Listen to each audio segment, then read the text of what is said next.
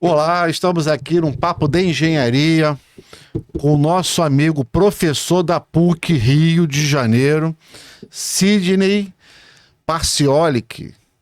Mais ou menos? Mais ou menos. Paciornik. Mas não é um sobrenome muito fácil, né? Então, Um sobrenome É da ucraniano. origem ucraniana. exatamente. Origem Da ucraniana. Escola de Engenharia. Escola de Escola de Engenharia Engenharia. da PUC. Engenharia da PUC. Temos aqui o patrocínio da Isso, Contec nosso patrocínio Engenharia, esquerdo, da Contec Engenharia. consultoria em elevadores, né? E mais ainda a que vai aparecer aqui, que a gente precisa falar A da Braip. Braip, né? A Braip, que é das organismo empresas de inspeção de gás. Inspeção de gás residencial e comercial. E o BEC é o Instituto IBEC. Brasileiro de Engenharia De custo. de Custo. Engenheiro Dr. Sidney, muito obrigado aqui pela Eu presença. agradeço o convite. É um prazer estar aqui, que a PUC realmente eu já atuei lá, trabalhei lá um tempo atrás. Mestrado. Ah, que ótimo. E realmente é uma referência Mestrado, acessibilidade na PUC. no Rio de Janeiro. E gostaria de falar o seguinte: por que o Sidney escolheu engenharia lá atrás, no passado? Essa é uma boa pergunta. Sempre tem uma influência, eu acho que da história familiar, né? Isso. Meu pai, que foi nascido, já falecido há muitos anos, mas nasceu em 1923, ele tem uma família mais pobre do Sul e depois de um certo tempo conseguiu fazer uma faculdade em Curitiba de engenharia civil. Seu pai? Meu pai. Que legal. E aí depois ele falou que era preciso crescer. E aí tinha parente no Rio de Janeiro, veio para o Rio, garoto ainda, logo depois de terminar a engenharia civil, não tão garoto, mas depois da primeira faculdade, e ele fez uma segunda faculdade de engenharia elétrica, aqui no Rio de Janeiro. Que legal, Então, cara. ele se formou em duas. E começou a atuar nessa área mais de engenharia elétrica, né? Trabalhou em diversas empresas bem, naturalmente dentro de casa eu era influenciado por essa formação, né? Quantos filhos Tem uma irmã mais velha, bem mais velha que eu, que não é engenheiro? que não é engenheira. Era de onde você morava nessa época? Nós morávamos em Copacabana. Copacabana. Ali perto do posto E 6. aí, por isso mesmo, a PUC foi uma referência. Mas não era nem a questão da localização. Eu adorava essa parte de eletrônica, desde cedo. Tinha aquele engenheiro eletrônico da Philips. Você chegou a ser técnico eletrônico? Não, eu não fiz técnico, mas eu fui aprendendo muita coisa com meu pai e sozinho. Aí tinha aquele kit que você montava, uns É que resistores. via pelo correio. Isso, exatamente. Isso acabou, você né? montava. Acabou O isso? engenheiro era Lembra que muita gente comprava isso naquela engenheiro época. eletrônico da O cara Philips. se formava, o cara tinha um curso. Tinha um curso pela. Quando fala de EAD, tinha curso. É né? verdade. Aí, fala. quando eu resolvi fazer faculdade, eu pensei em algumas possibilidades. Realmente, a PUC era uma referência. Eu já tinha visitado a PUC quando garoto também. E aí eu fui para fazer engenharia elétrica eletrônica. Seu pai era formado na PUC, não? Não. Meu pai se formou Boa pergunta. Em Curitiba ele se formou na Curitiba. Federal e depois no Rio ele se formou na Federal também. Mas aí eu fui para a PUC, que era uma boa referência, entrei para fazer engenharia elétrica, que é um curso de 5 anos, mas eu não sou um engenheiro muito normal. Quando eu entrei, eu me apaixonei pela física, por causa de um professor maravilhoso no meu primeiro período. E eu falei, bem, eu quero fazer física. Engraçado isso, né? É engraçado. Eu fiquei A reprovado. referência- Eu fiquei reprovado Não, em todas não, as não. físicas possíveis Não, e não. imaginárias que tinha na escola de Foi a Você não conversa, é o único. foi a conversa que nós tivemos. Você sobre. teve uma referência. do seu pai, né? Não, do professor de física. professor. Professor de física. É verdade. legal isso. O professor Nelson Velho, já falecido, mas era um Muito super legal, professor. muito legal. E eu me apaixonei pela física. Eu tinha ido bem no vestibular nessa área de exatas. E aí eu falei, bem, tá bom, vou fazer física, mas espera aí, eu vou fazer só física. Fiquei preocupado com o mercado de trabalho. O mercado de trabalho para ciências é mais restrito no Brasil. Eu falei, peraí, eu estou dentro da universidade, a PUC é muito flexível, eu vou tentar fazer as duas faculdades em paralelo. E fez? Fiz. Nossa. Porque, na verdade, a PUC tem uma estrutura para os cursos de engenharia em que você tem, dos 2 primeiros anos, uma série de cadeiras comuns para Como para todos os as cursos. engenharias. Cursos da área tecnológica. Inclusive para física, para E matemática, para química, etc. Então, o ciclo básico você já estuda muitas cadeiras obrigatórias que você vai ter que estudar para qualquer uma, inclusive para física. Muito legal. Existia muita interseção entre conhecimentos de física e de eletrônica, porque a física explica o funcionamento de muitas coisas da eletrônica, por exemplo, dos materiais que você usa na época. Na época eu entrei em 77 na universidade, então na época era outro mundo, né? Mas então, isso foi possível e foi muito bom para mim, porque eu ganhei uma base sólida da física e também você estuda muita matemática e tinha um curso aplicado de engenharia elétrica e eletrônica. Então, eu primeiro me formei em física, continuei no mestrado em física, enquanto isso eu terminava a graduação em engenharia eletrônica, aí terminei o mestrado e depois fiz um doutorado em física. E depois eu migrei para uma área mais de engenharia aplicada, engenharia de materiais, que tem uma mistura de muitas coisas. E eu trabalho hoje com engenharia de materiais. Sou professor do Departamento de Engenharia Química e de Materiais da PUC. Você sabe que a Escola de Engenharia da PUC é uma referência, né? Exatamente. Mas a de Economia é mais referência, né? Ela teve um impacto gigante. Sabia? É um impacto muito grande. Inclusive, igual, segundo igual Costa... a UF. Na UF, a referência é a história. Né? Segundo Cada um Costa, tem a sua força. É a maior escola, a escola de economia mais respeitada do Brasil, a escola da PUC. Eles foram responsáveis pelo Plano Real, né? Pelo Plano Real e agora o plano Real e lá atrás o Plano Cruzado. Bom, vamos por aí. Eu só falei isso como referência, Perfeito. que na verdade a PUC é uma escola que tem uma tradição na área de uma escola católica, exatamente, religiosa. Sim. E tem uma... Reitor ainda é o padre? É um padre jesuíta, porque a PUC ela é delegada pela arquidiocese, né, aos jesuítas, e a PUC é uma universidade pontifícia, ela tem uma conexão com o Vaticano. Mas a escola de engenharia normalmente é um engenheiro, aí normalmente a escola... Então, na verdade, a gente tem a seguinte estrutura, a gente tem o reitor, que é sempre um padre jesuíta, tem vários vice-reitores específicos para lidar com diversos setores, e tem o que a gente chama de centros. Os centros são estruturas que contêm os departamentos. Então, por exemplo, o Centro Técnico Científico contém os departamentos de Física, Matemática, Química e as várias engenharias. Tem outros centros de Ciências Sociais, Teologia e Ciências Humanas, Ciências Biológicas e da Saúde. Cada centro tem um decano. Então, nesses centros, em geral, um professor é decano e responsável por essa administração mais geral, abaixo da reitoria. Eu estava atuando nos últimos 4 anos como decano do Centro Técnico Científico. Tá? E por isso que eu me envolvi mais com a reforma curricular que nós fizemos, todos os cursos, né? Que talvez seja por isso, de alguma forma, que vocês tenham chegado até mim. Né? Professor, você sabe que eu em 2003, eu frequentei muito a PUC, porque eu fui conhecer o professor Escavarda. Não sei se você conheceu. Tem o filho dele, parece que está lá. O Escavarda foi meu orientador na iniciação científica, no mestrado e no doutorado. Eu convivi com o Escavarda metade da minha vida. E eu fiquei tão impressionado com o Escavarda que um dia lancei ele a presidente da República. Lá no Congresso Brasileiro de Educação e Engenharia, lá em onde tem a festa. Lá na Soiá? Não, era Congresso Brasileiro de Educação e Engenharia da Benja. Da Benja. Lá em... Não foi Gramado isso? Não, Gramado não. Foi naquela outra cidade de Santa Catarina. Cidade de Santa Catarina. Você chegou a falar, não lembro. E eu cheguei lá fazendo... Porque o professor Escavarda me disse, eu estava entrevistando todos os diretores de escola de engenharia do Rio de Janeiro. Eu tenho isso até hoje. E ele foi decano, ele teve a mesma posição que eu tenho. Mesma posição. Aí eu fui lá, ele me deu lá umas 2 horas de conversa e nós fomos conversar. E o professor Escavarda tinha uma experiência muito grande na área de educação e ele me fez 2 observações que não saem da minha cabeça. Uma observação é o seguinte: primeiro, ele me disse o seguinte: olha, Marco, assim, eu vou pedir a sua complementação, a sua abordagem sobre isso. Olha, o Brasil cresceu agora 3,8. 3,8 que cresceu. O PIB brasileiro. Ele falava, naquela época estava crescendo 4 ou 5. Em 2003, 2004, 2005, 2006, por aí. Aí ele me disse assim, olha, Marcos, se o Brasil crescer 7% ou 6% durante muitos anos, durante 5 a 10 anos, nós vamos ter um apagão de engenheiro. Exatamente. Vai ter grande dificuldade que a gente tem.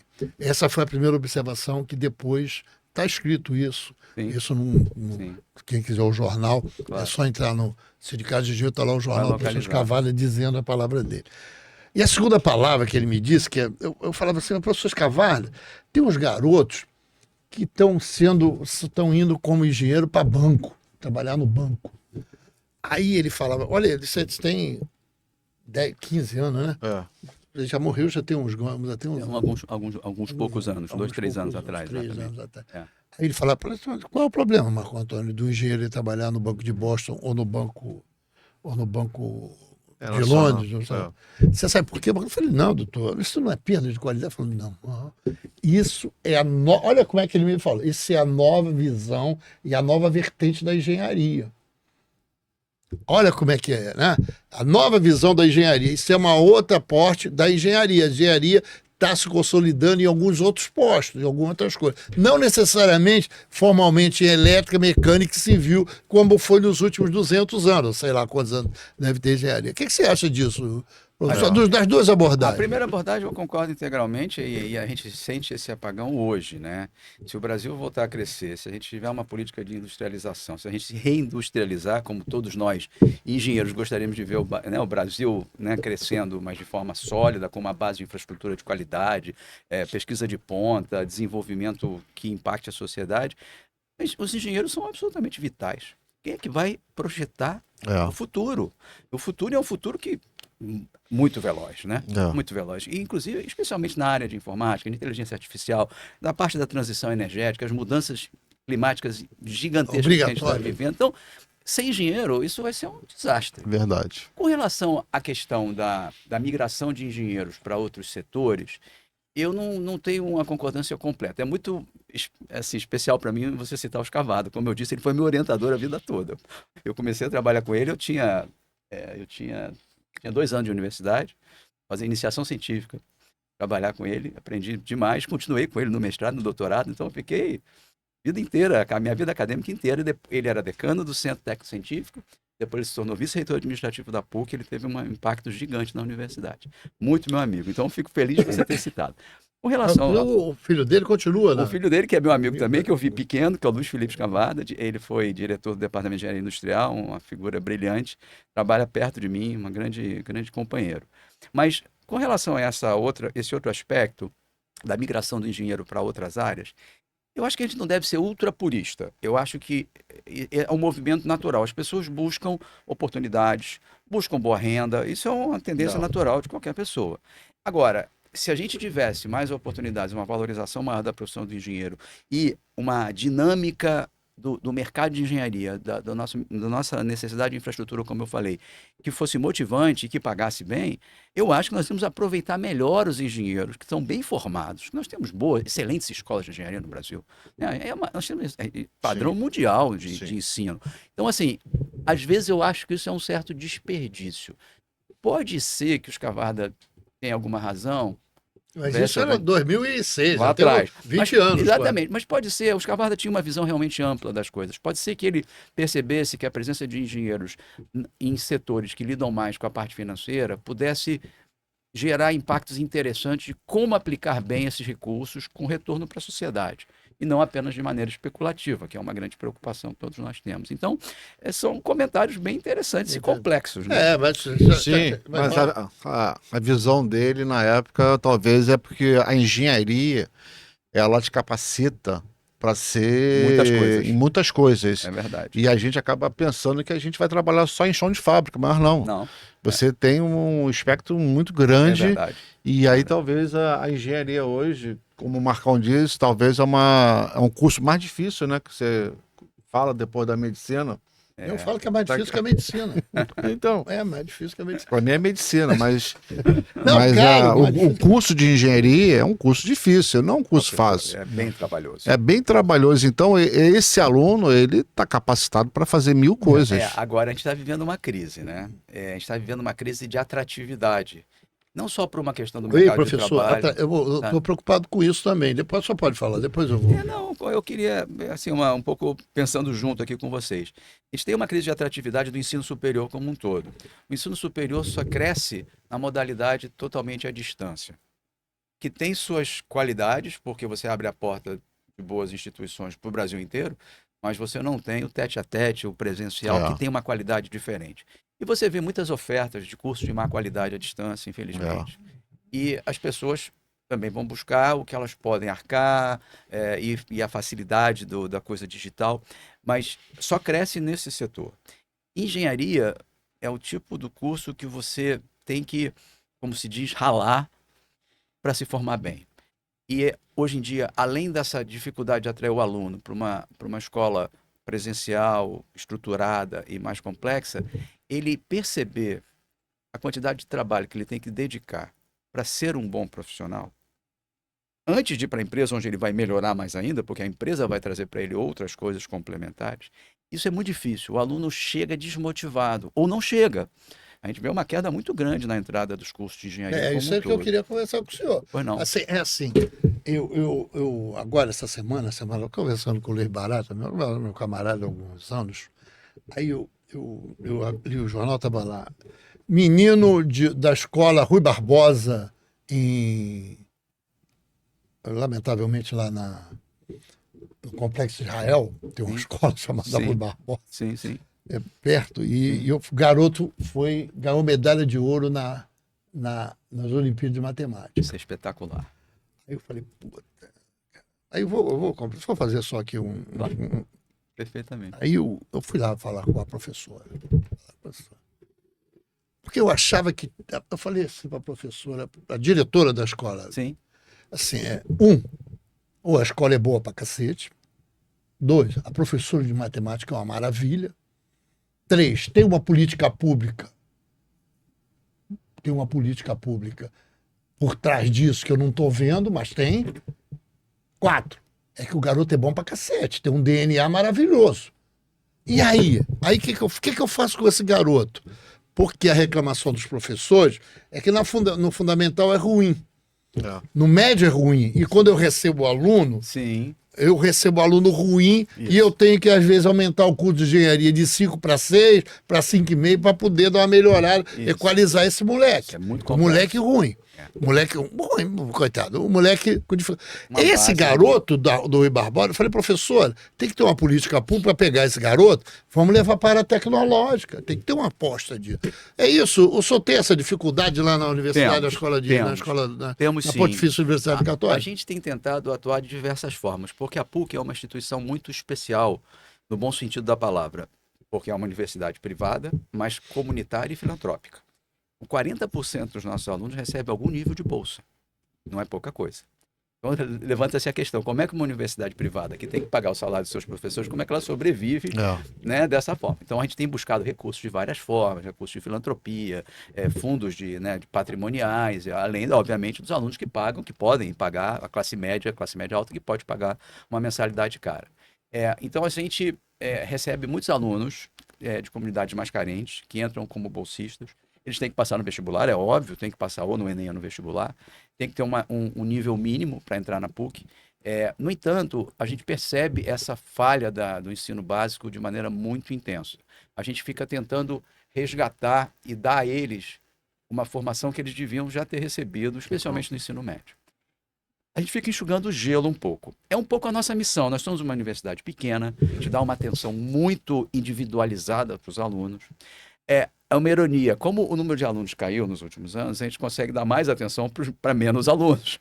É uma ironia, mas a gente tenta dar um acolhimento de primeira categoria, realmente, com todo tipo de apoio. Mas é muito difícil, porque eu acho que esse aluno que você citou, provavelmente ele é um rapaz fora de série, né? Não sei qual é o termo certo, mas assim, com uma inteligência acima da média, pegou um ambiente que não o atrapalhou minimamente, é uma professora que tinha esse dom, né, de falar com a pessoa que pode absorver. E existem várias iniciativas, inclusive eu tenho orgulho de falar que a PUC foi uma das iniciantes da Olimpíada Brasileira de Matemática, que é a OBMEP, que roda o Brasil inteiro nas escolas públicas, ou BMEP, escolas públicas, a Olimpíada Brasileira de Matemática. Nós fomos os criadores, junto com o Instituto de Matemática Pura e Aplicada, que fica aqui no Horto, no Rio, nós fomos os criadores desse conceito da Olimpíada Brasileira. E aí você vê esses garotos brilhantes no país inteiro. Em certos estados, a gente vê políticas mais estruturadas. O Ceará é um exemplo. Disso, né? Que está transformando lá, o ITA está indo para lá. Exatamente. Né? Então, o que nós na PUC temos tentado fazer? Eu não quero exagerar o foco na PUC, mas ela é um exemplo interessante. Mas aqui eu sou representante da PUC. Exatamente, uma certa forma assim. Da PUC. Mas assim, só porque eu não quero ser bairrista, digamos assim. Mas assim, o que a gente busca fazer, a gente tem tentado cada vez mais fazer uma busca por esses alunos que estão acima da média, mas que tem poucas oportunidades no ensino fundamental e médio. Exatamente isso. E a gente tenta fomentar isso. O garoto que está lá no Complexo Israel, professor. Exatamente. Ele é bom em matemática. Assim, quando eu vou cortando, o senhor vai me cortar. Não tem o menor problema. Não, é um bate-papo. Assim, os americanos que passaram... O professor, eu não sei se foi o Escavado que me disse, alguém me disse, os americanos passaram por essa crise da falta de gente na área tecnológica. Sim. Então, o que eles fizeram? Eles criaram o Vale do Silício. onde ele pega as pessoas de qualidade Sim. e bota lá. Agora, nos Estados Unidos tem uma peculiaridade, né? Eles atraem gente do mundo inteiro, né? Atrás dele. Eu trabalhei nos Estados Unidos 3 anos e meio na década de 90 num centro de microscopia do governo americano, né? Um laboratório nacional. Chineses e indianos já estavam lá há 30 anos atrás, em enormes quantidades. A China e a Índia investiram em mandar essas pessoas para fora. Nós tivemos o Ciências Sem Fronteiras, que durante alguns anos mandou aos jovens na graduação. Mas os chineses e indianos foram fazer pós-graduação, pesquisa e trouxeram de volta para os seus países essa formação. Então, os Estados Unidos também tem essa onda anti-imigração, mas os Estados Unidos usufruiu e muito demais dos imigrantes. Dos imigrantes. Agora, professor, você falou que faz uma busca também para esses alunos que são mais carentes, né? Vamos falar assim. Exato. Como é que é feita essa busca? Pois não. Tem algumas iniciativas. A iniciativa mais tradicional da PUC, ela é coordenada pela nossa vice-reitoria comunitária. A gente patrocina cursos de vestibular, cursinho de vestibular para comunidades carentes especificamente. Né? Dali do entorno da do entorno da PUC, o Parque da Cidade, vai lá da Rocinha e outros locais.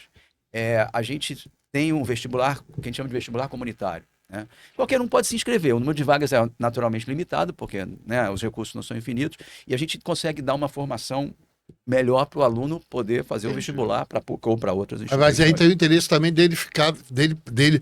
Porque, na verdade, mesmo que ele não tenha grana para pagar a PUC, ele qualifica a PUC, na verdade. Esse é o ponto. E aí, esse aluno tem bolsas, tem a bolsa do que a gente chama de filantrópica. A PUC tem um sistema muito bem estruturado para olhar para a renda familiar e dizer, você tem a renda familiar até X, você vai ter 100% de bolsa nessas condições. Você tem renda familiar X mais não sei quanto, você vai ter 50% de bolsa. Bolsa PUC. E tem o programa ProUni do governo, que a gente também, obviamente, recebe os alunos. Né, Sim. E tem FIES também. E tem o FIES, mas é que para quem que é um financiamento, é uma classe média. Né? Os alunos dos programas filantrópicos e ProUni, eles, além disso, têm auxílio transporte, alimentação. Durante a pandemia, a gente fechou, em uma semana a gente voltou com o ensino online da PUC. Online. E agora? E essa garotada toda Que tinha computador almoçar, em casa?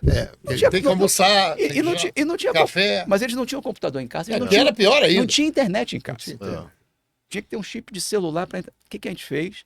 Fez um programa de inclusão digital. Eu participei desse programa.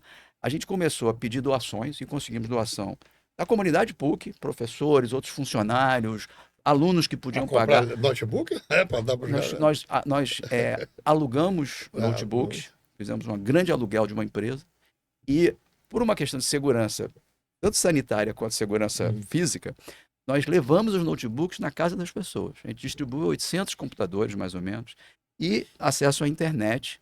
E os garotos que ficariam totalmente fora do ar iam perder o curso. E a efetividade disso, como é que foi? Olha, a gente conseguimos manter a maioria deles. É claro que não é sem dor, né? É claro que tem perda, né? Porque não é uma situação Na trivial. efetividade, eu digo da qualidade do aluno. Manteve a qualidade? Olha só, eu diria que manteve num nível que não é ideal, que não era ideal. Mas pelo menos esses alunos não foram embora. Não, mas até porque você estava numa situação totalmente atípica. Exatamente. Você aprendeu muito nisso, com certeza. Claro que não vai haver outra, não, também não queremos. Eu espero outra que não. epidemia, mas isso nos levou a aprender. Não é disso que na crise que você. Na crise que você. A gente se mobilizou. Você mobiliza, que você PUC passa a ser mais criativo? A PUC tem uma vantagem, por ser uma instituição privada e a estrutura da PUC ela dá muita autonomia para o professor tomar atitudes e contribuir. Isso é muito legal. Você não fica amarrado pela burocracia. Então, nesse caso particular, a gente pode se unir como comunidade, obviamente com apoio, né, com incentivo da reitoria e das vice-reitorias, e conseguimos fazer esse apoio. Agora, voltando ao ponto anterior, porque eu acho que eu falei um pouco desse apoio aos alunos mais carentes, mas a questão da qualidade é uma questão muito delicada, porque a gente não consegue suprir completamente a falha do ensino básico, do ensino fundamental. E isso é um drama. E você olha, como eu citei os estados, né, que tem um programa mais estruturado, como o Ceará, na cidade de Sobral, é muito famosa, as melhores escolas públicas do Brasil, você vê o resultado disso, porque essa garotada está toda passando os melhores vestibulares. O Ceará vestibulares. É 10% só de analfabetismo. Pois é.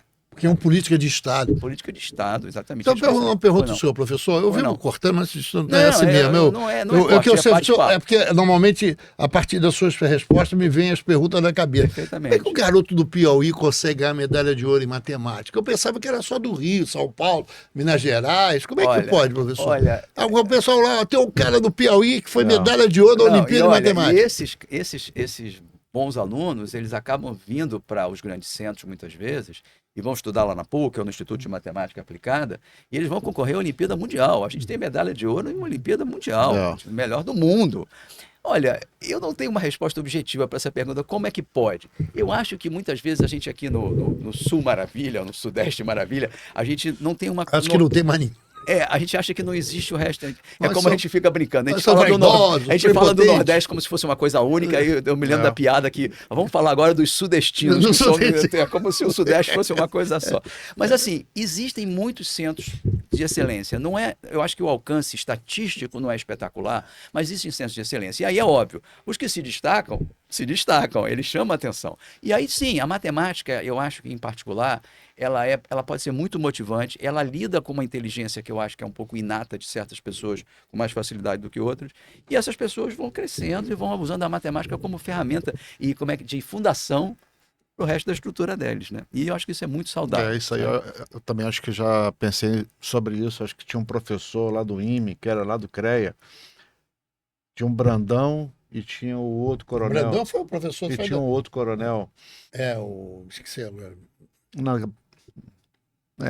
Tudo fugiu o nome dele. Tá. Ele falava assim, muito sobre isso, que nós temos tudo aqui no Rio de Janeiro, Bahia, São Paulo, Minas, e a gente não dá o valor. E eles estão precisando de ter essa busca dessa melhora, então eles estudaram muito mais para poder sair daquela situação. Com né? certeza. E por isso que o IME, né, vai botar uma base lá, Não, o ITA vai botar uma base lá para Sim. lá no Ceará, porque dali que sai E você todos sabe, eles. nos últimos, diria, 5, 10 anos, eu não acompanhei isso em detalhe, mas eu tenho alguma informação, surgiram muitas instituições, especialmente ONGs, sem fins lucrativos, que com patrocínio de grandes financiadores, fazem um trabalho de busca dos melhores alunos nas escolas públicas. Aí eles fazem tutoria, mentoria desses alunos. Pagam... Orientam esses alunos. Orientam esses alunos. Muitas vezes ajudam esse aluno que veio do ensino fundamental e não consegue ter uma escola de ensino médio pública naquele espaço, naquele local adequado. Eles levam para uma escola privada, bancam a escola privada e muitas vezes bancam a universidade numa escola melhor se o aluno precisa de uma escola paga, porque é óbvio que o sistema público federal de ensino superior do Brasil é espetacular, né? Nossas universidades federais são excelentes, né? Mas existem muitas ONGs fazendo esse trabalho, e a gente recebe alguns desses alunos. A gente está tentando fazer o que a gente chama de pipeline, né? Trazer essa garotada que se destaca, como você citou o exemplo do rapaz do Complexo de Israel e o rapaz do Piauí, né? Assim, em geral, a gente tenta atrair esses alunos, eles não podem pagar a universidade, mas eventualmente vai ter algum tipo de financiamento. Nós temos diversas bolsas pagas por empresas, por fundações, né? empresas de construção civil, fundações como a Fundação Bering, elas financiam bolsas. A gente agora vai criar Tem dinheiro internacional, inclusive. Exatamente. Dinheiro internacional, inclusive. A Fundação Bering é uma fundação de origem brasileira, mas cujos investimentos estão no exterior, e ela está financiando alunos dos cursos de Ciência da Computação e de Engenharia da Computação há vários anos, e ela agora está financiando um Instituto de Inteligência Artificial na PUC, e junto com esse instituto, que vai ser uma coisa realmente de primeira linha, a gente está abrindo um novo bacharelado em Inteligência Artificial agora, no segundo semestre do ano, para tentar também atrair essa garotada que às vezes não tem a base que a gente achava que era indispensável, mas são fascinados pela computação. E de repente cria a expectativa e ele deslancha, né? E a gente gostaria de trazer essas pessoas e dizer, olha só, você está fazendo uma brincadeira aqui, outra ali, está fazendo o seu software, está ganhando um dinheirinho na internet, vamos estruturar isso, porque o Brasil precisa de uma estrutura. E é o que há, né? Parece uma piada. Mas, professor, assim... Mas vai ter um curso só para isso agora? Vai ter um bacharelado em IA na PUC. De 4, 5 anos? De 4 anos. De 4 anos? Para Uma formar esse aluno... Que vai ser o criador de IA, o desenvolvedor de IA no Brasil. Eu vou fazer, vamos fazer? Olha, é espetacular. Não tenho não tempo, vai não? Estou sem tempo. Não estou sem tempo. Não, mas eu acho muito interessante isso. É tempo de 5 anos, 4 anos, não dá para porque, ficar olha nessa só, expectativa. essa área é uma área em que é muito difícil competir com as grandes nações, com as grandes empresas, na verdade, né? A gente sabe, né? As big techs, né? Mas não Elas têm adianta, se não for tecnologia e educação, não dá salto qualitativo. Exatamente. Tem lá, aí Pronto, só pode citar com a opção. aí a gente vai ficar eternamente Coreias dependente. e- Exatamente.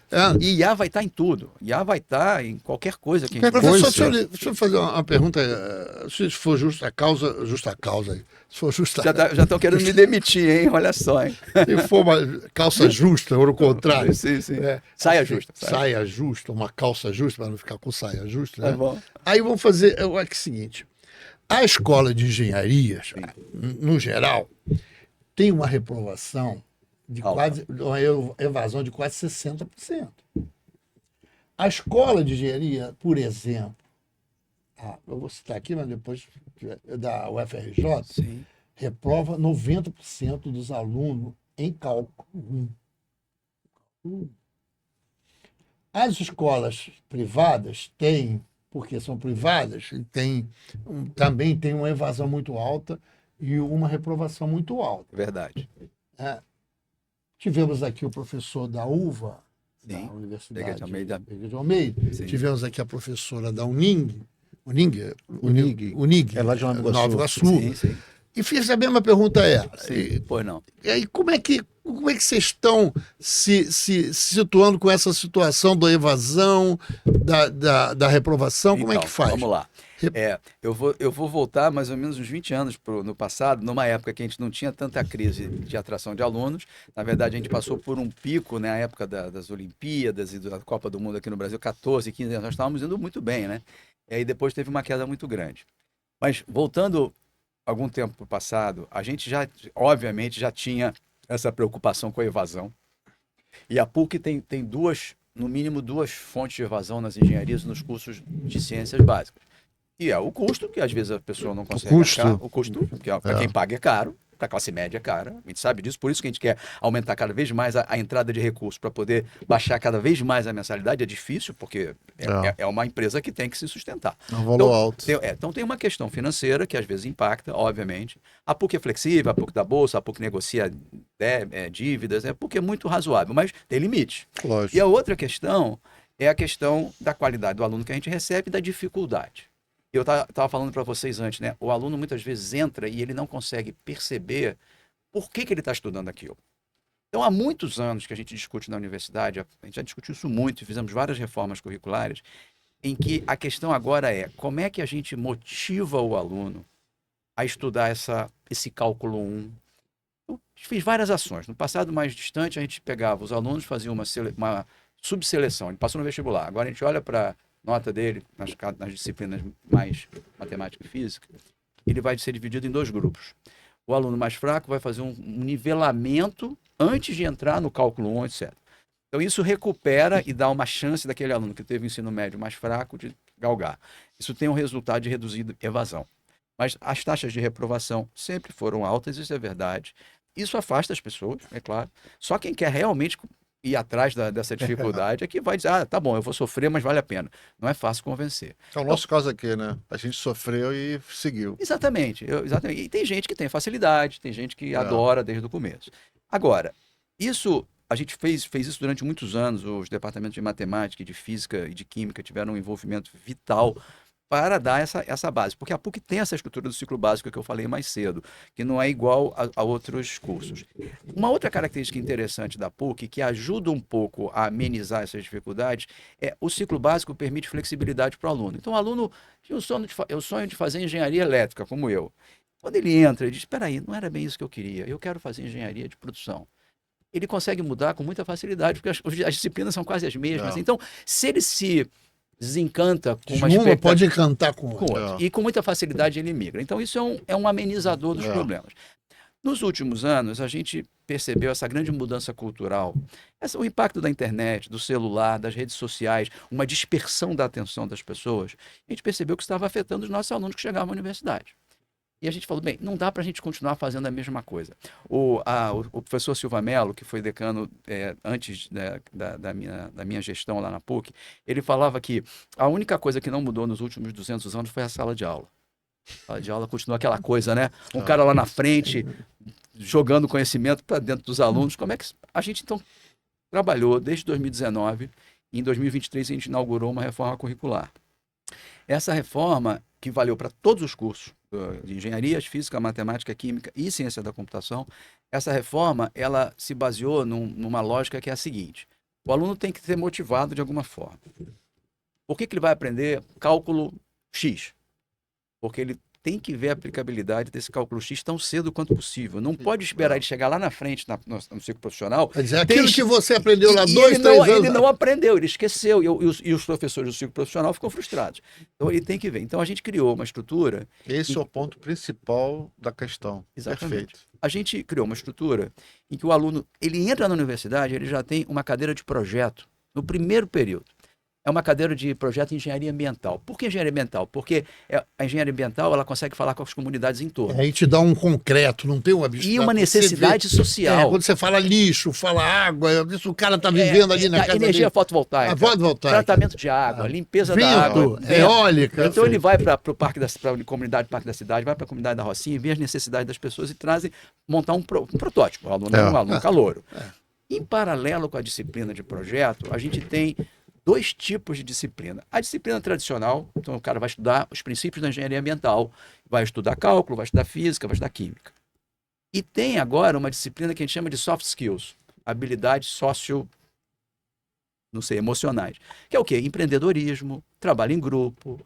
Isso é dado não por engenheiros, é dado pelo pessoal do departamento de administração. Liderança, aprendizagem. Liderança. Que é uma das fases dos e engenheiros. E que as empresas solicitam da gente. Muito. O aluno chega aqui muito cru. A gente tem que ter uma liderança. Esse já está no currículo novo já. Está no currículo desde 2023. 23. Desde 23. Nós já estamos completando 2 anos com o currículo Que novo. maravilha. E agora, passado um tempinho, a gente vai ser capaz de avaliar. Porque eu estou falando de uma coisa que é um conceito, né? Que a gente implementou depois de muita discussão. Vai fazer uma avaliação. A gente vai avaliar para ver o impacto na evasão, o impacto na capacidade do aluno acompanhar os cursos avançados. E aí corrige o rumo, né? Aí dá uma correção. A gente consegue corrigir. Então, a gente está apostando nisso. Não foi uma reforma fácil, porque, olha só, a carga horária do aluno tem um limite. Continua mesmo, né? Tem que 5 anos, X horas. Você não pode aumentar muita hora, porque senão vai ter que pagar o professor. E não tem como o aluno ficar mais tempo. Mais tempo. Aí, 24 horas por dia. A gente botou cadeira de projeto, cadeira de soft skills, etc. Teve que tirar alguma coisa. Onde é que você mexeu? A gente reduziu um pouco a carga de física, reduziu um pouco a carga de química. Mas depois, num outro momento, você faz a complementação. Mas assim, o cobertor é curto, né?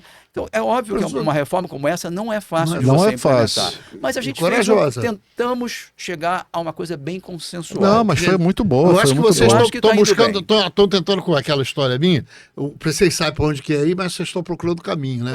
E aí sabem qual é o caminho e vão... Teve tensões, teve discussões, teve discordância, mas isso faz parte. Mas a questão do MEC, eles aceitaram? Não, problema nenhum. Nem interferiram nada? Não tem problema nenhum. Pelo seguinte, nós não mudamos fundamentalmente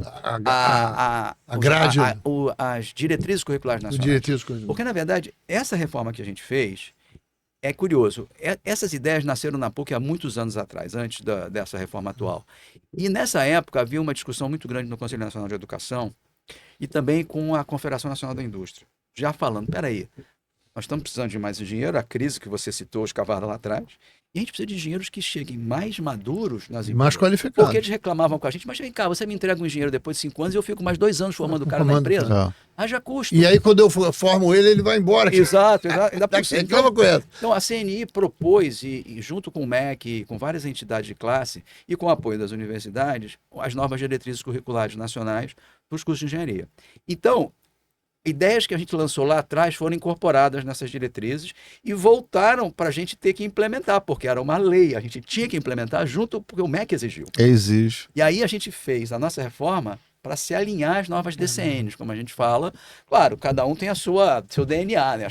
Mas conseguimos fazer um curso que a gente acha que é mais motivante, mais aplicado, tem com algumas perdas. Professor, deixa eu lhe fazer uma pergunta. Está indo bem. Perfeito. Eu penso, o senhor vai falando e eu vou pensando nas perguntas aqui. Como é que é a relação do garoto do São Bento, do Santo Agostinho, com outro garoto que vem da comunidade, que tem qualidade? Como é que é essa convivência? Isso é muito interessante. É bom essa convivência? Que a PUC tem os garotos do São Bento, do Santo Agostinho. eu que estou na PUC, como eu falei, eu entrei como aluno em 1977. Era outro mundo, né? A gente já tinha os programas de bolsa, mas a escala era diferente. E depois entraram os programas do governo federal. O ProUni foi revolucionário para as comunidades mais carentes, né? Além do FIES, que tem outro viés, né? Então, eu vi uma mudança demográfica dentro da universidade. Como ser humano, eu olho para isso com uma enorme admiração. Porque é a nossa missão. Eu não estou ali porque eu vou ganhar o meu salário apenas, eu preciso do meu salário, mas eu estou ali para ajudar a educar e formar a sociedade. E eu quero poder impactar qualquer setor da sociedade. Mas eu não vou dourar a pílula, dizer que tudo são flores. Existem conflitos, existem dificuldades. Os alunos mais carentes muitas vezes não se sentem em casa, se sentem discriminados. Mas, ao mesmo tempo, a insistência nessas políticas de inclusão, que eu acho vai levar... Você vai criando uma nova cultura. E aí você vê a garotada se ajudando. Você vê a garotada convivendo. Vão existir diferenças sociais? Sim. Vão existir manifestações. Mas aí o cara descobre a qualidade do outro e aí cabe essas diferenças e não sendo significantes. O jovem é menos preconceituoso. Menos preconceituoso. Não teve tempo de arraigar o preconceito verdade, que muitos de nós temos. A sociedade é muito preconceituosa. Tem muito racismo na sociedade. Então, eu acho que isso, com tensões, não adianta fingir que não tem tensão. Tem tensão. Tem mal-estar, as pessoas às vezes se sentem discriminadas, muitas vezes não estão sendo explicitamente, mas se sentem, alguns são descuidados, aí você vai ver um campeonato, aí tem agressões meio racistas ou classistas, a gente já viu na mídia, né? Eu acho que a PUC, nesse sentido, evoluiu muito. Tem tentado resolver. E nós somos um campus pequeno, e uma comunidade relativamente pequena. A PUC tem 9 mil alunos, mais ou menos. Comparar com a UFRJ, que deve ter 50 mil. Então, nós temos a oportunidade de olhar para isso com lupa, e aí as coisas aparecem, mas, ao mesmo tempo, você pode atuar para tentar mitigar ou corrigir essas dificuldades. Então, eu acho que isso tem sido muito importante e eu acho que é um modelo para o país. Existe uma distorção. Quem é que passa no vestibular de um curso difícil, pegar a medicina como exemplo, da UFRJ?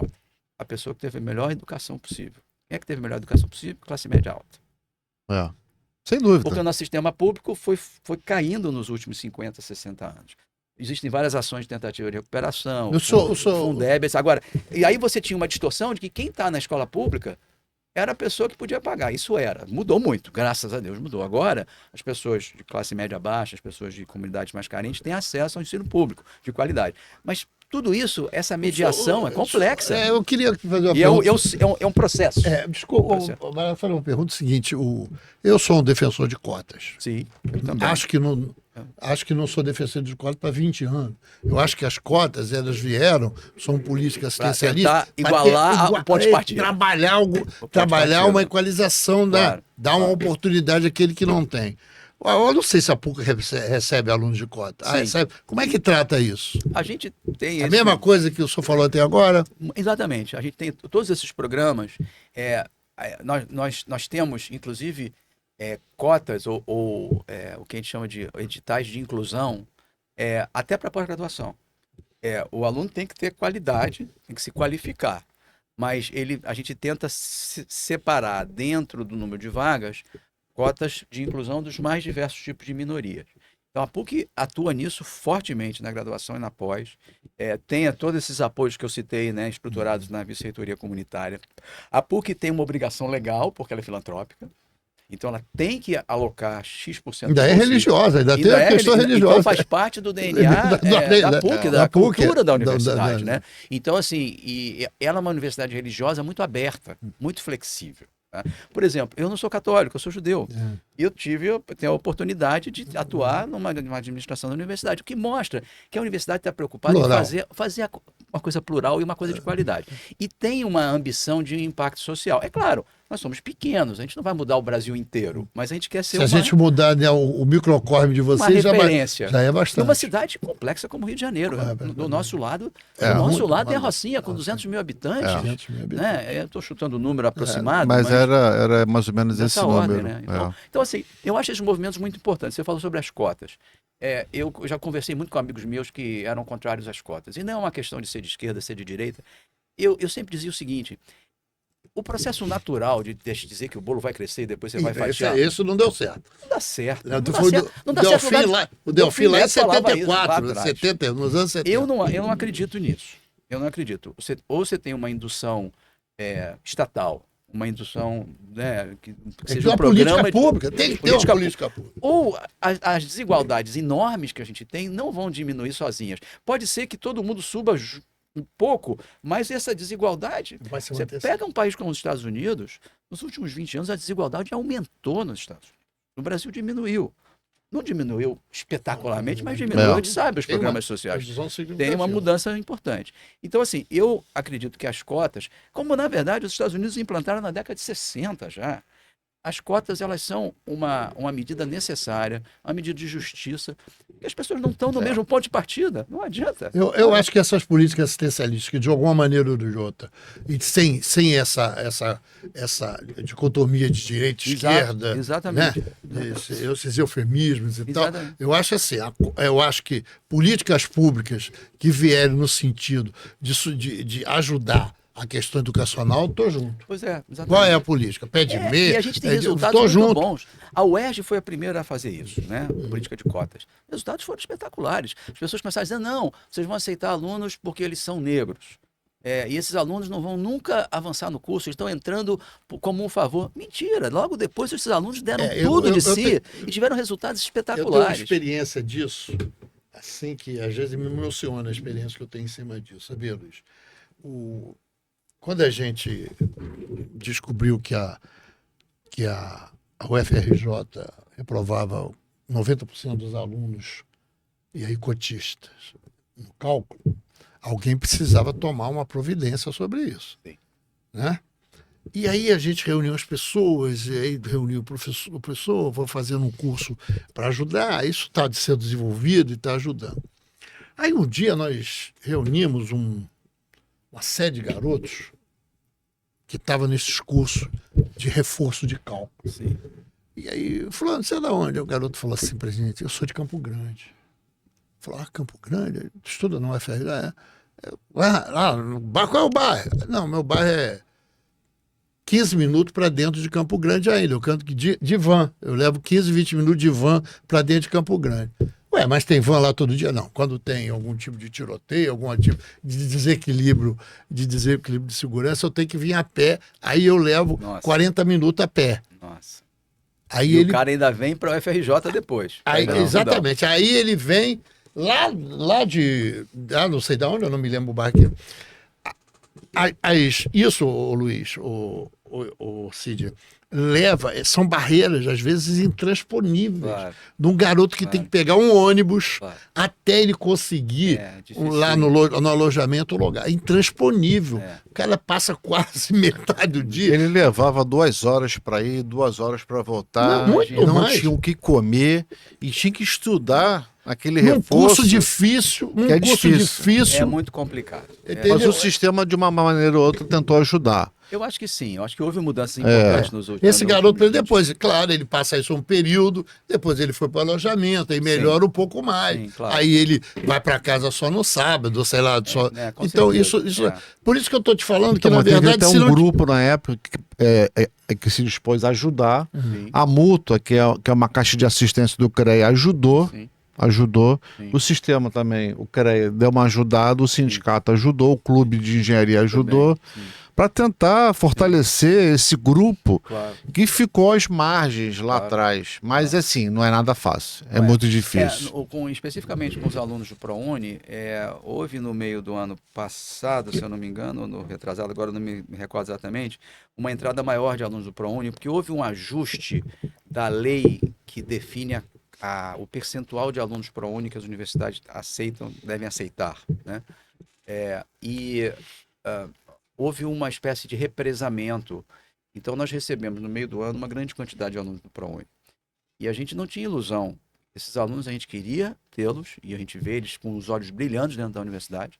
Até porque a PUC tem a imagem de ser uma universidade Isso que eu ia falar. de classe média alta. Classe média alta, o garoto fica impressionado. Ele estava lá com os olhos brilhantes. Quando entra naquele como é que é? Pilotis da PUC, Isso, né? Pilotis, e a PUC é linda, né? Tem um campus agradável. Não. O que a gente fez? Eles estão empolgados. Mas E quando escuta a história da PUC, a história política da PUC, história política. Uma grande resistência, é verdade. Mas o que a gente fez? Eles podem estar empolgados, mas eles vão sofrer se a gente não der uma força para eles. Sim. Então, em julho, antes de iniciar o segundo semestre, a gente deu um curso de nivelamento de matemática e de informática. E vários desses alunos não passaram nas cadeiras do primeiro período. Sabia que isso ia acontecer. A gente falou, vocês querem continuar?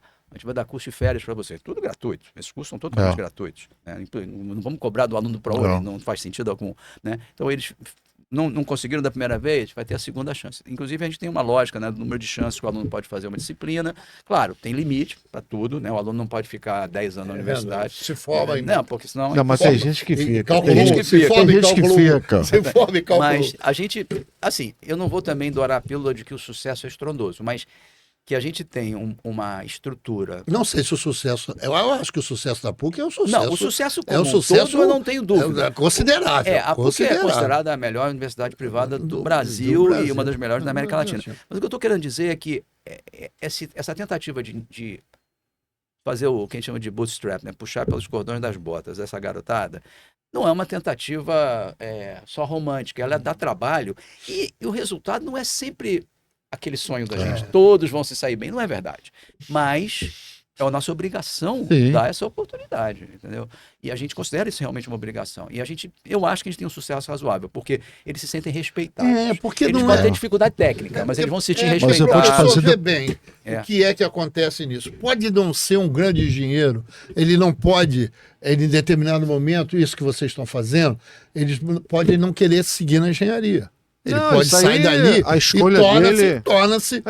Mas abriu uma porta para ele. Isso, da possibilidade dele graduar em alguma coisa que ele se identifica. Isso é normal. Mas isso é um trabalho comunitário, é um trabalho que... Com certeza. Hein, professor? Você falou que tem 9.000 alunos lá. Sim. Você consegue enxergar aqueles que estão estagiando, aqueles que estão empregados? Então, vocês têm essa preocupação? Eu não sei te dizer estatísticas precisas sobre isso, mas nós temos uma coordenação central de estágios, que é um setor da universidade, para toda a universidade, não é só para as engenharias. Não, sim. Né, em que as empresas se cadastram, os alunos se cadastram, e eles fazem todo o meio de campo para isso. Então, a gente tem estatísticas de tudo isso, acompanhamento, etc. Isso com certeza. A gente tem buscado fazer uma outra coisa que está ainda embrionária, que é o seguinte, eu falei das cadeiras de projeto.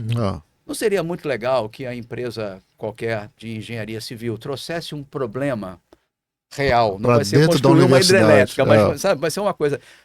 E que fosse o projeto do aluno, ao longo da sua formação, ele fazer diversos níveis de complexidade, de desenvolver um projeto cada vez mais complicado até se formar. Mas então, isso é possível? Isso é possível, a gente já conseguiu algumas empresas que estão começando a apoiar. Eles trazem pequenas ideias, pequenos protótipos, fazem algum tipo de mentoria, e eventualmente ajudam a financiar alguns custos associados a isso, inclusive que envolve visitas técnicas, etc. A gente está começando isso. Isso já aconteceu em maior escala, visitas técnicas no passado, atualmente é menor, mas a ideia do aluno está lidando com problemas não só da comunidade, como eu falei mais cedo, mas com problemas de engenharia reais.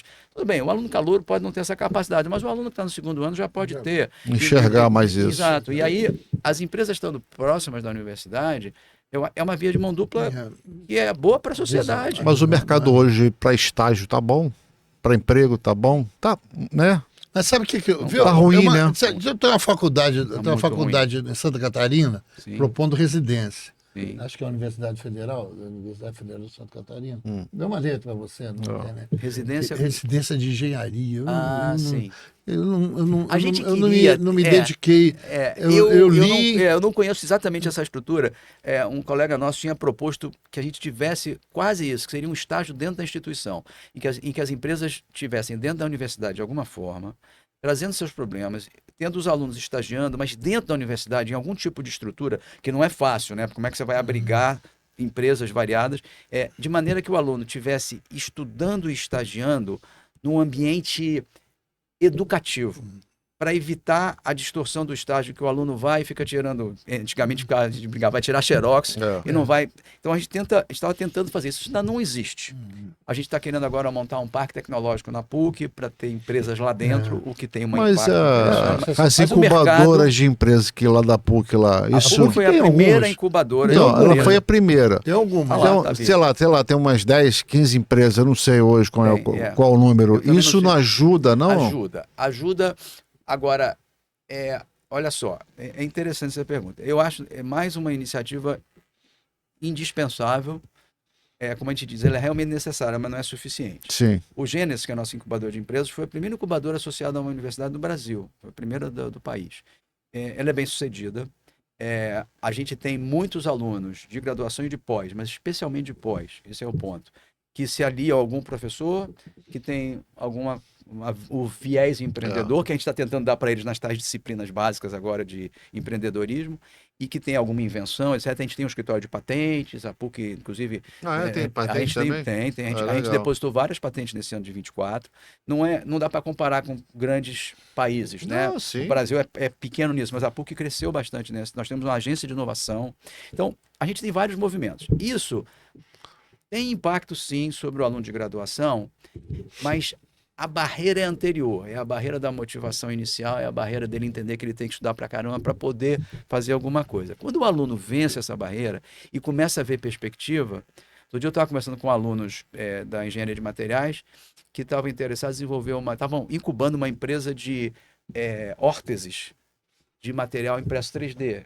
Como eles entendem de materiais poliméricos, entendem de materiais compostos, etc., e trabalham com a parte computacional, eles já estavam num nível em que eles conheciam o suficiente para ver oportunidade empreendedora, tinham essa cabeça empreendedora, tinham o apoio de um professor especialista, e aí tem uma incubadora ali do lado, que é muito aberta, né, para esse tipo de coisa. Mas, assim, esse impacto, eu acho que ele ainda é menor do que deveria ser no início do curso. A gente tem uma dificuldade de juntar tudo isso. Mas é um processo. As coisas são demoradas. Como é que funciona? Eu particularmente acho que vocês estão muito na frente, porque as faculdades, de um modo geral, eles tentam tratar e gerar um possível funcionário, um possível empregado de alguém. Sim. Quando você entra com essa cadeira para ser empreendedor, já muda muito esse olhar. Então, eu estudei no Cefet, ele estudou lá também, você estudou em outro. E nós estudamos para ser empregado de alguém. Empregado de onde? Ou da rede ferroviária, ou do Banco do Brasil, de onde que fosse. Exatamente. Petrobras. E a nossa visão como engenheiro muito grande para ser empregado, diferente dos técnicos, que a gente até discutiu isso lá atrás. O técnico, ele é mais empreendedor do que o engenheiro. Entendo. O técnico, ele contrata o engenheiro para ser responsável, o técnico da empresa dele. E vocês estão mais à frente. A PUC tem uma outra característica bem interessante. A gente tem muitos projetos de pesquisa e desenvolvimento com empresas, muitos. Estamos falando de valores muito expressivos, especialmente na área de óleo e gás, também com o setor elétrico. E isso é derivado de duas coisas. Primeiro, uma lei da época do governo Fernando Henrique, que é a lei das participações especiais, que as empresas que detêm direito de exploração dos bens naturais, óleo, gás, energia elétrica, mineração, tem que investir 1% do seu lucro em pesquisa. E desse 1%, metade tem que ser fora da empresa. Essa metade vai para as universidades. E óleo e gás é dinheiro aos montes. Sim. A gente vai ter que fazer a transição energética, as empresas estão fazendo, mas é um dinheiro enorme. A PUC é a segunda do país em recursos de P&D oriundos desse tipo de aplicação. Então, eu, professor, posso fazer contato com a Petrobras ou com outra empresa, com o centro de pesquisa, que é uma área fortíssima, e eu posso fazer um projeto que vai montar um laboratório, vai pagar pesquisador, vai pagar bolsa para aluno de graduação, de pós, etc. A gente tem o segundo valor, nós somos, 10 vezes menores que a UFRJ, mas nós somos o segundo país em termos de captação de recursos. A gente tem um prédio inteiro que foi construído com recursos da Agência Nacional de Petróleo, da ANP. São esses recursos que têm que ser investidos, que a ANP regula, né? Então, esse é um outro lado da PUC, que é bem interessante e que tem impacto, novamente. Como é que a gente faz esse impacto descer lá do professor, do aluno de doutorado e chega na graduação? A gente está trabalhando para isso acontecer. Eu ia falar. Eu queria lhe colocar na situação da seguinte, não sei se acontece na PUC, não deve ser, mas se for, desestímulo do professor, tendo em vista a sua turma não ser uma turma Motivado? atraente, motivada. Nas escolas, né, eu vejo alguns professores reclamar, nas escolas públicas, Sim. há um desestímulo do professor, da pouca. Da pouca, eu acho que Interação. a pouca desprendimento do aluno em aprender. Não, mas Aí isso em cada semestre vai ter. Mas isso Olha, leva ao professor, É. isso leva ao professor a um desestímulo. Da PUC talvez não, porque tem um rigor maior no controle dessas coisas. Talvez não, A mas gente pouco. viveu isso Sim. no curso de extensão que nós criamos de autovistoria predial, Sim. só para engenheiros. Sim. Tinha turmas que trocavam informações, estava ali, e tinha turmas que só ficavam calados olhando. Olha, não tem- é uma coisa muito misturada. É, misturado. Existe, Mas aí eu sim, estou falando do aluno, a interação aluno-professor. Olha só, a interação aluno-professor, acho que na média, na PUC, a interação é boa, tá? Eu posso falar, obviamente, mais da minha área de engenharias, não conheço todas as estruturas. Nós estamos aqui mas no assim, papo de engenharia. claro, exatamente, é papo de engenharia. Mas eu acho que a interação em geral é boa. É. Eu acho que aquele aluno que consegue perceber o valor que ele está fazendo e corre atrás, ele vai ser bem recebido. Vai ter sempre aquele professor difícil, vai ter aquele aluno desinteressado. É um pouco na estatística da sociedade. Mas eu acho que a gente dá tantas ofertas de possibilidade. O professor na PUC, o professor do que a gente chama do quadro principal, ele tem que ensinar na graduação e na pós. Ele tem que fazer pesquisa e publicar artigo científico. Ele, de preferência, tem que correr atrás de dinheiro de pesquisa e desenvolvimento. E tem que ajudar na administração e tem da que ter universidade. eficiência nisso tudo. De alguma forma. É claro que a gente chama, que diz que o professor é o pato esférico em 6 dimensões, porque ele tem que ser bom em tudo. É meio difícil. É meio difícil. Mas a gente tenta mediar isso. Pato esférico. A gente dizer que eu sou um pato com muitas dimensões, todas têm que ser ótimas. É difícil a beça. Tem aquele professor que é um grande didata, mas talvez não seja o cara mais empreendedor. Tem aquele professor que isso, que aquilo.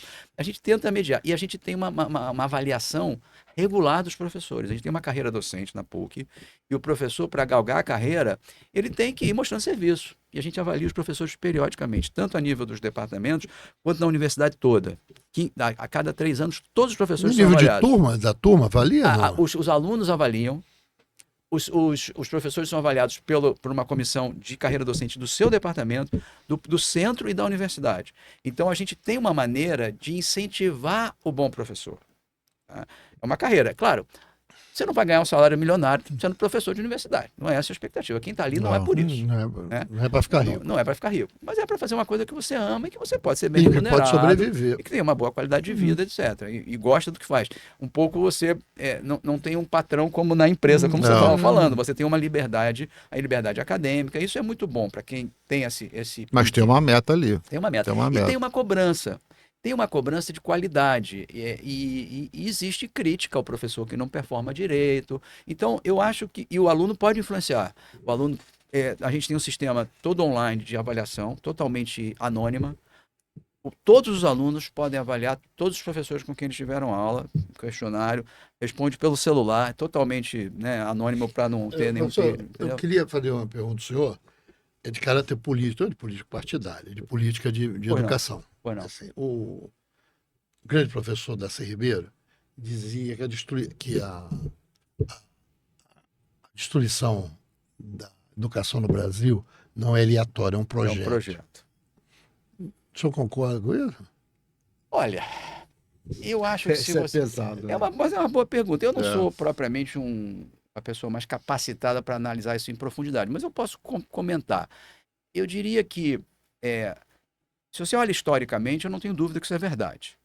Quando você olha a construção do ensino no Brasil, do ensino básico, depois do ensino superior, era totalmente elitizado. E era a elite criando estrutura para a elite. E desprezando, eu acho, que a massa da população. Disse isso também deve ter algumas décadas. Exatamente. Agora, eu acho que a gente evoluiu. A gente está muito longe de ter um sistema de educação pública de alta qualidade. As várias tentativas dos vários governos que se preocuparam com isso, com o Fundo de Educação Básica e outros investimentos, tiveram resultados ainda fracos, eu diria. Nas nossas notas, nas avaliações internacionais, os alunos do ensino fundamental são ruins. A evolução é muito lenta porque a gente tem instabilidade política, a gente tem todo, né, o nosso sistema político partidário é um sistema que atrapalha a continuidade das ações, né, de Estado, né? Então eu acho que o Darcy Ribeiro tem razão do ponto de vista global. Eu não tenho dúvida que existia um desprezo pela educação de qualidade de massa. Você pega a Coreia, que tinha não sei quantos por cento de analfabetos, a maioria de analfabetos começou na década de 60 e hoje em dia é uma potência, né? Então, assim, eu acho que no Brasil realmente faltou projeto. Ou tinha um projeto de desprezar essa... Concordo. Agora, faltou projeto. Agora, eu acho que nos últimos anos a gente viu uma série de movimentos que são mais estruturantes para isso. Ainda é carente. A gente ainda vê, né, muitas universidades públicas com carência de recursos, a gente vê muitas dificuldades estruturais, mas eu acho que a gente já não está no mesmo lugar. Eu acho que a gente tem que olhar com algum olhar otimista para tudo isso. E eu espero que qualquer que seja o próximo presidente, os próximos governadores, que eles tenham um mínimo de visão. Uma visão porque desse... não pode ser, educação não pode depender da sua tendência política. A educação é uma coisa absolutamente fundamental. Todo mundo sabe disso. É verdade. Eu estou falando o óbvio do mas antes, né? O pessoal reclama que a gente... acho que a gente veio fazer esse tipo de papo de engenharia porque a gente quer ensinar o cara a ser engenheiro. Quem tem que ensinar o cara a ser engenheiro são as universidades, que não tem curso de engenharia. A gente trazer pessoas assim como o professor e outros professores que passaram por aqui, né, buscando caminho e orientando. Né? Tá muito difícil, mas não é desesperador. Não é desesperador. Então, eu não sei como é que está o horário do Barata. A gente já está acabando aí. Não, eu queria... tô olhando ali, está faltando um minuto. Eu queria agradecer o senhor, porque não é fácil eu peguei para ele, não é fácil você trazer pessoas como professor, não que ele seja uma pessoa difícil, né? Porque você precisa, às vezes, fazer um caminho para encontrar a pessoa, entendeu? Que tem uma dificuldade. Agora mesmo, eu estou fazendo um convite ao professor da Souza Marques, o professor Pericê, também para vir aqui, que é o professor da escola de engenharia de lá. Então tem essa dificuldade de trazer, até por causa do problema de tarefa, de trabalho, de viagem, de férias, de aulas. Essas coisas complicam. E vida de professor não é fácil. Não é fácil. Queria agradecer. Não é fácil. Eu não sei se agradecer assim imensamente, uma coisa assim estratosférica, a sua presença. Eu agradeço muito o convite, eu adorei o papo, porque professor, é bom isso. É um papo leve. Faz a gente, cada um de nós está pensando, né, enquanto o outro... Né? Porque... Só para fechar, talvez em 30 segundos, se conseguir. Tu vai fazer a última pergunta? Olhar para cá. Olha para ali para a câmera. Olha ali. Sim. Por que os alunos deveriam fazer engenharia? Qual seria o prazer daquele cidadão que pensa em fazer engenharia? O prazer da engenharia é construir o mundo, é construir o futuro, é construir possibilidades para a sociedade, é enriquecer o país, é enriquecer as pessoas que mais precisam. Então é por isso. É difícil? Dá trabalho? Dá, mas a satisfação do resultado é realmente impagável. Muito bom, muito bom. Valeu, professor. Um abraço. Muito obrigado. Foi um prazer imenso. O prazer foi todo meu. Obrigado pelo convite. Muito bom, muito legal. Bom. Depois eu vou... E agradece a PUC. Não, claro. Quando passar, nós vamos mandar para o senhor. Eu vou ficar... Eu vou pegar o telefone dele. Tá.